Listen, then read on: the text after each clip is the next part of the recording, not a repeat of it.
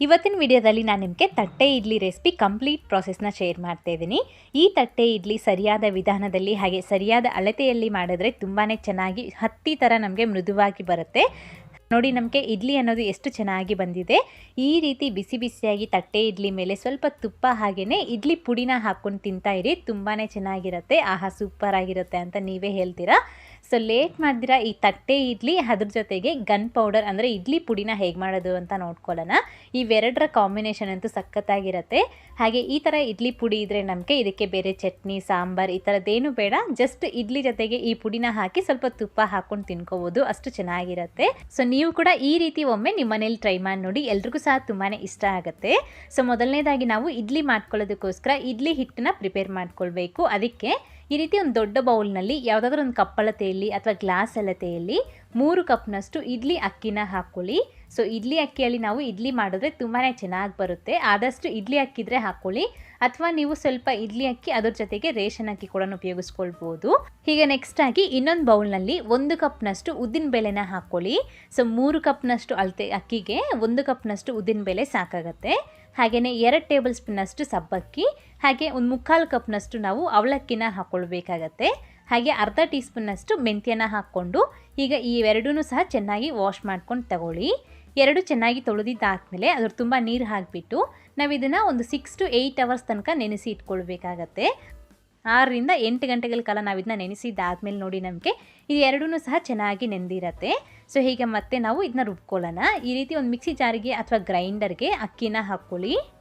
ಹೀಗೆ ಅಕ್ಕಿಗೆ ಒಂದು ಸ್ವಲ್ಪ ನೀರನ್ನ ಹಾಕ್ಕೊಳ್ತಾ ನಾವು ಸ್ವಲ್ಪ ತರಿಯಾಗಿ ನಾವು ಗ್ರೈಂಡ್ ಮಾಡ್ಕೊಳ್ಬೇಕಾಗತ್ತೆ. ಈ ಬ್ಯಾಟರ್ನ ನಾವು ಮುಟ್ಟಿ ನೋಡಿದಾಗ ಸ್ವಲ್ಪ ರವೆ ಥರ ಫೀಲ್ ಆಗಬೇಕಷ್ಟೇ.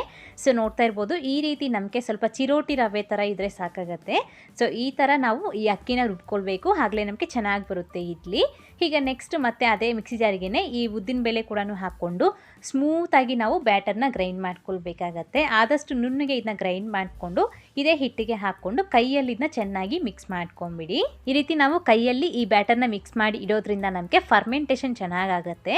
ಸೊ ಈ ರೀತಿ ಚೆನ್ನಾಗಿ ಮಿಕ್ಸ್ ಮಾಡಿದ ನಂತರ ನೋಡಿ ನಮಗೆ ಕನ್ಸಿಸ್ಟೆನ್ಸಿ ಅನ್ನೋದು ಯಾವ ಥರ ಇದೆ. ಇದಕ್ಕಿಂತ ಗಟ್ಟಿಯಾಗಿ ಮಾಡಿದರೂ ಪರವಾಗಿಲ್ಲ, ತೆಳುವಾಗಿ ಮಾತ್ರ ಮಾಡೋದಕ್ಕೆ ಹೋಗಬೇಡಿ. ಈ ಕನ್ಸಿಸ್ಟೆನ್ಸಿ ಕರೆಕ್ಟಾಗಿರುತ್ತೆ. ಈಗ ಲಿಡ್ನ ಕ್ಲೋಸ್ ಮಾಡಿಬಿಟ್ಟು ಇಡೀ ರಾತ್ರಿ ನಾವು ಇದನ್ನ ಫರ್ಮೆಂಟ್ ಆಗೋದಕ್ಕೆ ಬಿಡೋಣ. ಹಾಗೆ ನಮಗೆ ಈ ಹಿಟ್ಟು ಅನ್ನೋದು ಕ್ಲೈಮೇಟ್ ಮೇಲೆ ಡಿಪೆಂಡ್ ಆಗಿರುತ್ತೆ ಫರ್ಮೆಂಟೇಷನು. ಸೊ ನಮಗೆ ಹೊರಗಡೆ ಕೋಲ್ಡ್ ಜಾಸ್ತಿ ಇದ್ದರೆ ನಮಗೆ ಸ್ವಲ್ಪ ಜಾಸ್ತಿ ಹೊತ್ತು ಟೈಮ್ ತಗೊಳುತ್ತೆ ಫರ್ಮೆಂಟ್ ಆಗೋದಕ್ಕೆ.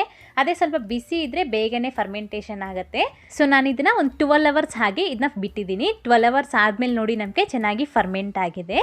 ಸೊ ನೀವು ಕೋಲ್ಡ್ ಜಾಸ್ತಿ ಇದ್ದಾಗ ಸ್ವಲ್ಪ ಬೇಗನೆ ಫರ್ಮೆಂಟ್ ಆಗಬೇಕು ಅನ್ನೋದಾದರೆ ಸ್ವಲ್ಪ ಅದಕ್ಕೆ ಬಟ್ಟೆನ ಕಟ್ಬಿಟ್ಟು ಒಂದು ಬೆಚ್ಚಗಿರೋ ಜಾಗದಲ್ಲಿ ನಾವಿಟ್ಟರೆ ಅದು ಬೇಗನೆ ಫರ್ಮೆಂಟೇಷನ್ ಆಗುತ್ತೆ.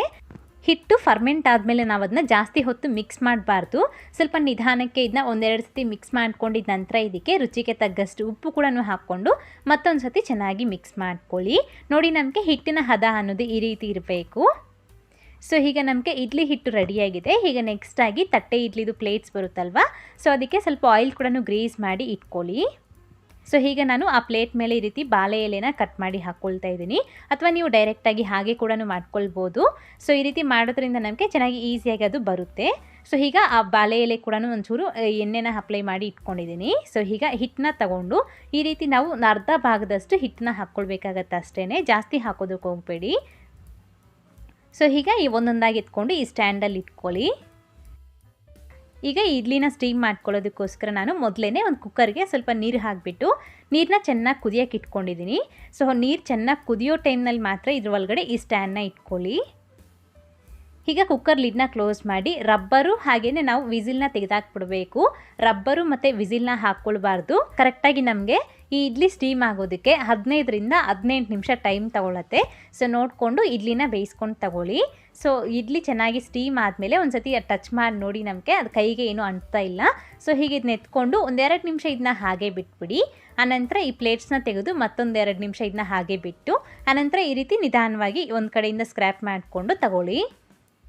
ನೋಡಿ ನಮಗೆ ಎಷ್ಟು ಸೂಪರಾಗಿ ತಟ್ಟೆ ಇಡ್ಲಿ ಅನ್ನೋದು ರೆಡಿಯಾಗಿದೆ. ಸೊ ನೋಡ್ತಾ ಇದ್ರಲ್ವ ಎಷ್ಟು ಸ್ಮೂತಾಗಿ ಬಂದಿದೆ, ತುಂಬಾ ಚೆನ್ನಾಗಿ ಲೈಟ್ ವೆಯ್ಟಾಗಿ ಸೂಪರಾಗಿ ಬಂದಿದೆ ಇಡ್ಲಿ ಅಂತೂ. ಈ ಥರ ನೀವು ತಟ್ಟೆ ಇಡ್ಲಿದು ಈ ಸ್ಟ್ಯಾಂಡ್ ಇಲ್ಲ ಅಂದರೆ ನೀವು ನಾರ್ಮಲ್ ಪ್ಲೇಟ್ಸ್ ಇರುತ್ತಲ್ವ ಚಿಕ್ಕದು, ಅದು ಕೂಡ ಅದರಲ್ಲಿ ಕೂಡ ನಾವು ಈ ರೀತಿ ಬ್ಯಾಟರ್ನ ಹಾಕಿ ಸ್ಟೀಮ್ ಮಾಡ್ಕೊಳ್ಬೋದು ಅಥವಾ ನಾರ್ಮಲ್ ಇಡ್ಲಿ ಥರ ಆದರೂ ಮಾಡ್ಕೊಳ್ಬೋದು. ಸೊ ಈಗ ಈ ತಟ್ಟೆ ಇಡ್ಲಿ ಜೊತೆಗೆ ನಾನು ಇಲ್ಲಿ ಇವತ್ತು ಗನ್ ಪೌಡರ್ನ ಮಾಡಿ ತೋರಿಸ್ತಿದ್ದೀನಿ, ಅಂದರೆ ಇಡ್ಲಿ ಪುಡಿ ಮಾಡ್ತಾಯಿದ್ದೀನಿ. ಸೊ ಈ ಇಡ್ಲಿ ಪುಡಿಗೆ ಹಾಗೆಯೇ ಈ ಇಡ್ಲಿಗೆ ತುಂಬಾ ಚೆನ್ನಾಗಿರುತ್ತೆ ಕಾಂಬಿನೇಷನು. ಸೊ ಈ ಗನ್ ಪೌಡರ್ ಅಥವಾ ಇಡ್ಲಿ ಪುಡಿ ಮಾಡ್ಕೊಳ್ಳೋದಕ್ಕೋಸ್ಕರ ಈ ರೀತಿ ಗ್ಯಾಸ್ ಮೇಲೆ ಒಂದು ಚಿಕ್ಕ ಪ್ಯಾನ್ನ ಇಟ್ಕೊಂಡೋದಕ್ಕೆ 1 ಕಪ್ನಷ್ಟು ಉದ್ದಿನ ಬೇಳೆನ ಹಾಕ್ಕೊಳ್ಳಿ. ಹಾಗೆಯೇ ಅರ್ಧ ಕಪ್ನಷ್ಟು ಕಡಲೆಬೇಳೆ ಹಾಕ್ಕೊಂಡು ಇವೆರಡೂ ಸಹ ಸ್ವಲ್ಪ ಕಡಿಮೆ ಉರಿನಲ್ಲಿ ನಾವು ಚೆನ್ನಾಗಿ ಒಂದು ಒಳ್ಳೆ ಗರಿಗರಿಯಾಗಿ ಹಾಕೋ ತನಕ ನಾವು ಫ್ರೈ ಮಾಡ್ಕೊಳ್ಬೇಕಾಗತ್ತೆ. ಕಲರ್ ಅನ್ನೋದು ನಮಗೆ ಜಾಸ್ತಿ ಚೇಂಜ್ ಆಗಬಾರ್ದು, ಆದರೆ ನಮಗೆ ಚೆನ್ನಾಗಿ ಫ್ರೈ ಆಗಿರಬೇಕು. ಸೊ ನೋಡಿ, ಈ ರೀತಿ ನಾವು ಕಡಲೆಬೇಳೆ ಹಾಗೆ ಉದ್ದಿನ ಬೇಳೆನ ಫ್ರೈ ಮಾಡಿ ತಗೊಂಡು ಈ ರೀತಿ ಒಂದು ಪ್ಲೇಟಿಗೆ ಹಾಕಿ ಇಟ್ಕೊಳ್ಬೇಕು. ಸೊ ಹೀಗೆ ಮತ್ತೆ ನೆಕ್ಸ್ಟ್ ಅದೇ ಪ್ಯಾನ್ಗೆ ಅರ್ಧ ಕಪ್ನಷ್ಟು ಬಿಳಿ ಎಳ್ಳನ್ನ ಹಾಕ್ಕೊಂಡು ಕಡಿಮೆ ಉರಿನಲ್ಲಿ ಜಸ್ಟ್ ಒಂದು 2 ರಿಂದ 3 ನಿಮಿಷ ಫ್ರೈ ಮಾಡಿಕೊಂಡ್ರೆ ಸಾಕಾಗತ್ತೆ, ಬೇಗ ಫ್ರೈ ಆಗಿಬಿಡತ್ತೆ. ಸೊ ಈ ರೀತಿ ನಾವು ಸ್ವಲ್ಪ ಎಳ್ಳು ಹಾಕಿ ಮಾಡೋದ್ರಿಂದ ನಮಗೆ ಇದು ತುಂಬ ರುಚಿಯಾಗಿ ಬರುತ್ತೆ ಈ ಗನ್ ಪುಡಿ. ಸೊ ಈ ರೀತಿ ಚೆನ್ನಾಗಿ ಫ್ರೈ ಆದಮೇಲೆ ಇದು ಕೂಡ ನೀವು ಎತ್ಕೊಂಡು ಇದೇ ಪ್ಲೇಟಿಗೆ ಹಾಕ್ಕೊಳ್ಳಿ. ಈಗ ಮತ್ತೆ ಅದೇ ಪ್ಯಾನ್ಗೆ ಒಂದು 8 ರಿಂದ 9 ಬ್ಯಾಡಗೆ ಮೆಣಸಿನ್ಕಾಯಿ ಹಾಗೆಯೇ ಖಾರಕ್ಕೆ ಎಷ್ಟು ಬೇಕೋ ಅಷ್ಟು ಒಣಗಿದ ಮೆಣಸಿನ್ಕಾಯಿ ಹಾಕ್ಕೊಂಡು ಕಡಿಮೆ ಉರಿನಲ್ಲಿ ಒಂದು 2 ನಿಮಿಷ ಫ್ರೈ ಮಾಡಿಕೊಂಡು ಇದು ಕೂಡ ನೀವು ಎತ್ಕೊಂಡು ಒಂದು ಮಿಕ್ಸಿ ಜಾರಿಗೆ ಹಾಕ್ಕೊಳ್ಳಿ. ಸೊ ಹೀಗೆ ಮೆಣಸಿನ್ಕಾಯಿನ ಚೆನ್ನಾಗಿ ಫೈನಾಗಿ ನಾವು ಒಂದ್ಸತಿ ಗ್ರೈಂಡ್ ಮಾಡ್ಕೊಂಡ್ಬಿಡಬೇಕು. ನಂತರ ಇದಕ್ಕೆ ನಾವು ಫಸ್ಟೇ ಹುರ್ಕೊಂಡಿರೋ ಇವು ಕೂಡ ಹಾಕ್ಕೊಂಡ್ಬಿಟ್ಟು ಮತ್ತು ರುಚಿಗೆ ತಕ್ಕಷ್ಟು ಉಪ್ಪು ಕೂಡ ಹಾಕ್ಕೊಂಡು ಸ್ವಲ್ಪ ನಾವು ಉಪ್ಪಿಟ್ಟು ರವೆ ಯಾವ ಥರ ಇರುತ್ತೆ ಸೊ ಆ ರೀತಿ ನಾವು ಇದನ್ನ ಗ್ರೈಂಡ್ ಮಾಡ್ಕೊಳ್ಬೇಕು. ಸೊ ಈ ಥರ ನಾವು ಗ್ರೈಂಡ್ ಮಾಡೋದ್ರಿಂದ ಟೇಸ್ಟ್ ಅನ್ನೋದು ತುಂಬ ಚೆನ್ನಾಗಿರುತ್ತೆ ತಿನ್ನುವಾಗ. ತುಂಬ ಫೈನ್ ಪೌಡರ್ ಮಾಡೋದಕ್ಕೆ ಹೋಗಬೇಡಿ. ಸೊ ಈ ರೀತಿ ಮಾಡ್ಕೊಳ್ಳಿ. ಸೊ ನಮಗೀಗ ಈ ಚಟ್ನಿ ಈ ಇಡ್ಲಿ ಪುಡಿ ಕೂಡ ರೆಡಿಯಾಗಿದೆ, ತುಂಬಾ ಸೂಪರಾಗಿರುತ್ತೆ. ಸೊ ನೀವು ಈ ಇಡ್ಲಿ ಪುಡಿನ ಇಡ್ಲಿಗೆ ಅಂತಲ್ಲ, ದೋಸೆಗೆ ಹಾಗೆಯೇ ಊತಪ್ಪಂಗೆ ಇಂಥದ್ದು ಕೂಡ ಸರ್ವ್ ಮಾಡ್ಕೊಳ್ಬೋದು. ಹಾಗೆಯೇ ನಾವು ಪಲ್ಯ ಮಾಡಿದಾಗ ಲಾಸ್ಟಲ್ಲಿ ಈ ಪೌಡರ್ನ ಒಂದು ಸ್ವಲ್ಪ ಹಾಕ್ಬಿಟ್ಟು ಮಿಕ್ಸ್ ಮಾಡಿಕೊಂಡು ಸ್ಟವ್ ಆಫ್ ಮಾಡಿಕೊಂಡು ಆನಂತರ ಪಲ್ಯನ ಸರ್ವ್ ಮಾಡಿಕೊಂಡ್ರೆ ಪಲ್ಯ ಕೂಡ ತುಂಬ ಚೆನ್ನಾಗಿರುತ್ತೆ.